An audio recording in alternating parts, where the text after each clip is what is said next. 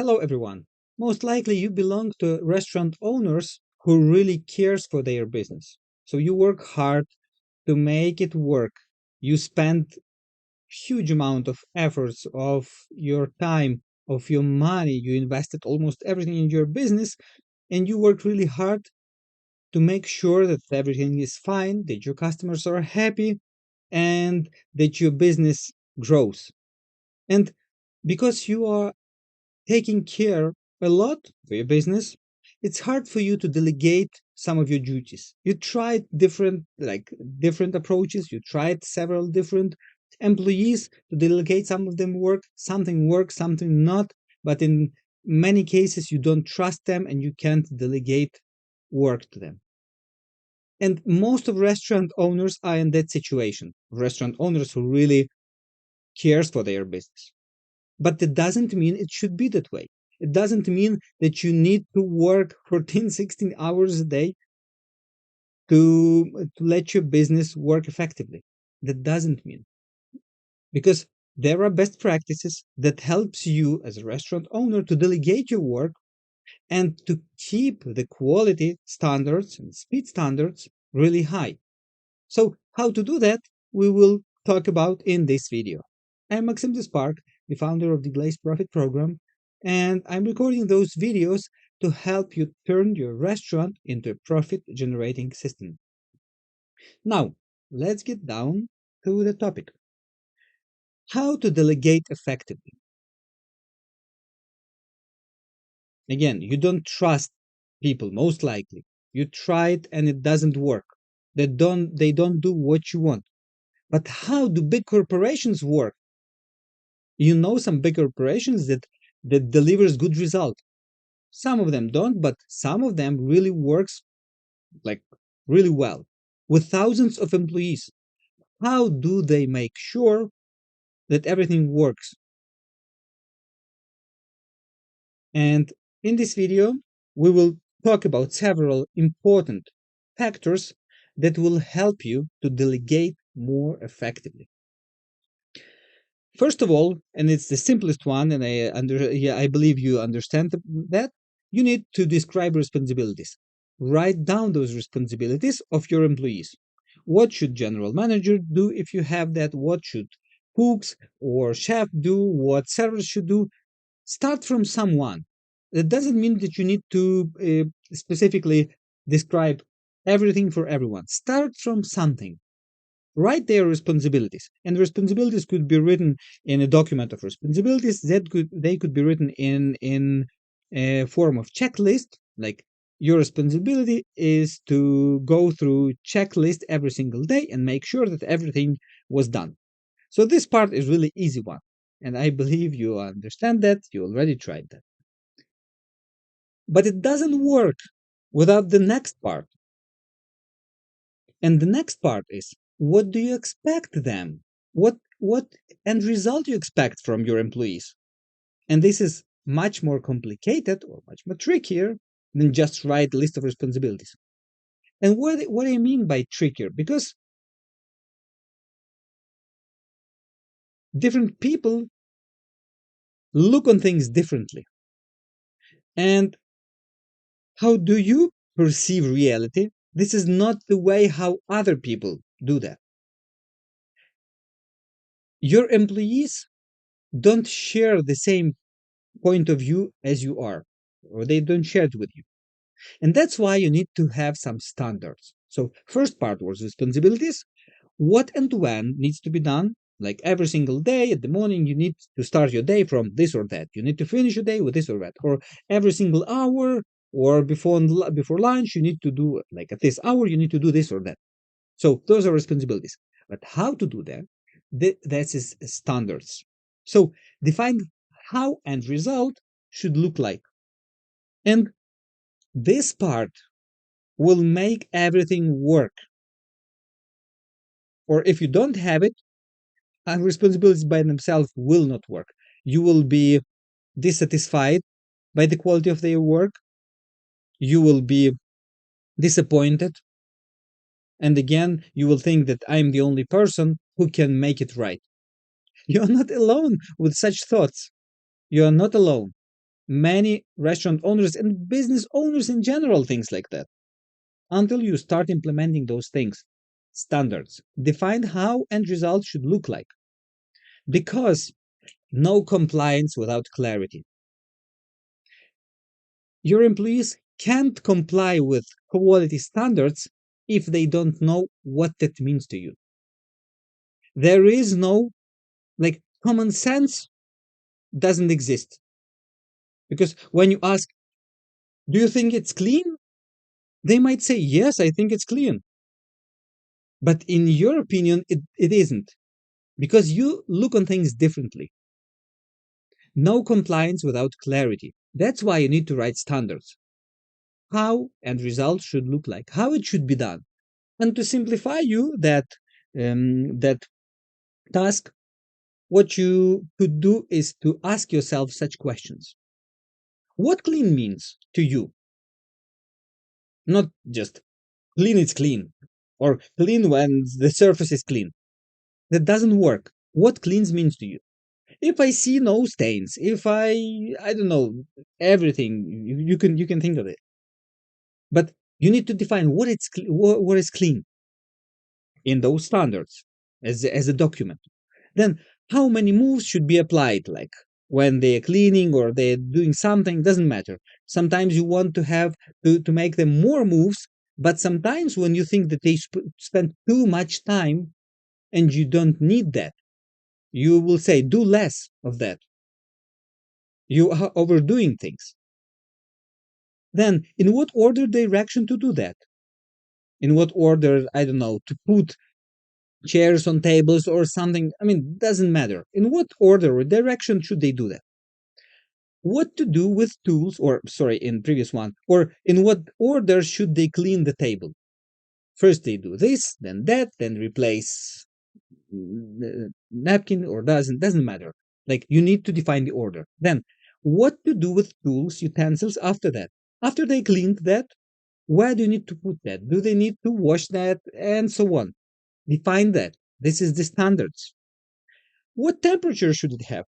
For instance, if their responsibility is to make steak or cook, right? They You need to define what the temperature of that steak should be inside. Or if they need to store some food, you need to define what the temperature should be. Or if you need to take for instance chicken from the freezer, and or some food from yesterday, and to warm it up, you need to make sure they understand to what temperature should they do. Then what to do in exceptional case. If they have exceptional case, if something doesn't work, if something broke or something, write it down. What should they do in that case? Should they call manager? Should they call or ask you, or doesn't matter? Write that down. So they wouldn't be able to tell you, oh, I didn't know what to do, that's why I left it, or put it aside.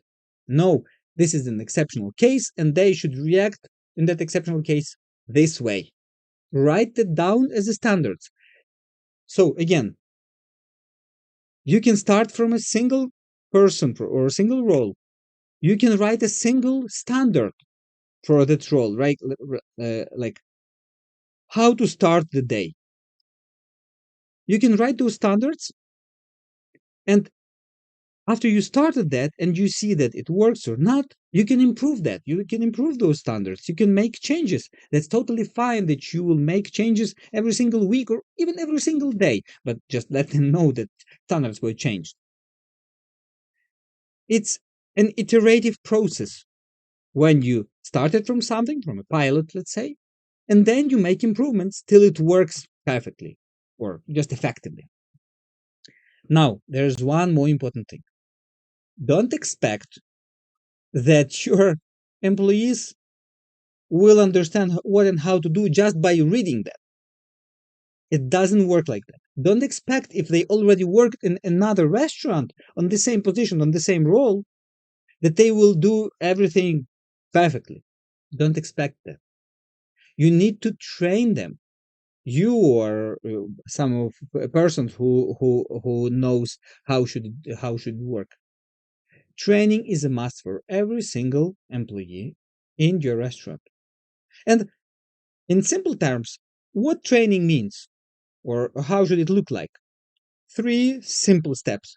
First step, show by yourself, or it should be shown by a master who knows that thing really well. Let them show it. Let the master show it, or show it by yourself if you know it really well. Show it and explain. I am doing this because of that. I am doing that because of that. Just to let them understand the purpose behind those actions. The second thing, do it together. You and that person, or the master and that person, do it together to help that person for the first time. After that, you tried that together, let them to do it by themselves. Support with advice. Don't criticize, but support. Like, oh, you did this not the best way. To do it better, you need to, and so on. So this is how you support them with advice. Don't expect them that they will follow that immediately. Support them with advice. And there's the last thing without which your delegation will not work, without the control. I can't stress this enough. You can have ideal employees, motivated, trained, with huge experience. But once you stop controlling them, you don't show up in your restaurant for days or for even weeks. Like, oh, our owner shows up at the end of each month. Don't expect them to do that properly. If they have every single attribute to be an ideal employee, you need to have control over their work, and you need to show them periodically that you see their quality of work, that if they fail, you see that and you let them know that you saw that. So they need to keep the same quality. And for that, you need the control by yourself or by your manager or by some relative that plays manager's role, doesn't matter. Control is a must, daily control. And that doesn't mean that you are showing up at 1 p.m. every single day. Everyone knows that, they expect you, and after 2 p.m. or 5 p.m., they do everything they want, no quality, no speed, etc. You need to show up in different times. Just don't to let them relax if you don't work in the restaurant. But if you work, just make sure that every hour or every something, you are going to them, to each of them, and you are checking on them.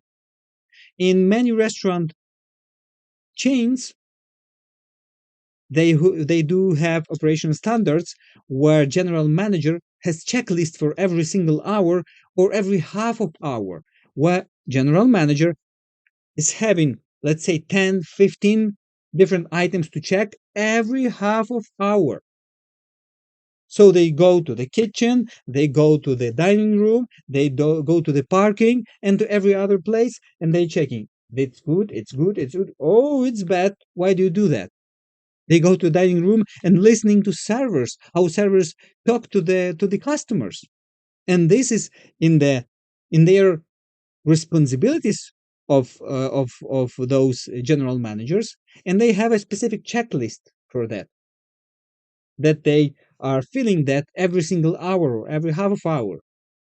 So this is what you should be doing as an owner if you are the manager at the same time. Otherwise, don't expect your employees to follow standards to provide you with good results. If you want to know more how we as a Deglaze Profit program can help you to improve your restaurant, to improve your profit.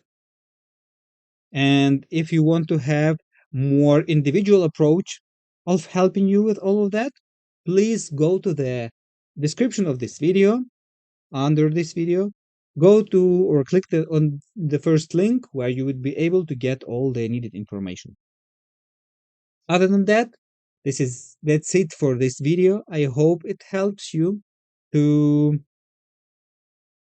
understand that without effective delegation, you will continue working for months and for years without having time for family, for vacations and so on. But by applying the ideas that I've shared with you, you can become free after some time. Start from a small thing and then iteratively, piece by piece, improve that, make more standards, or cover more processes with standards, describe more responsibilities or describe more roles with the responsibilities, and establish effective control. This is how you become effective as a restaurant owner, by spending less time and having better results. I wish you a good day. I wish your restaurant to increase profit by implementing those systems, by delegating more, by having better quality from your employees, and by reducing stress that you have as a restaurant owner. We'll see you in the next video.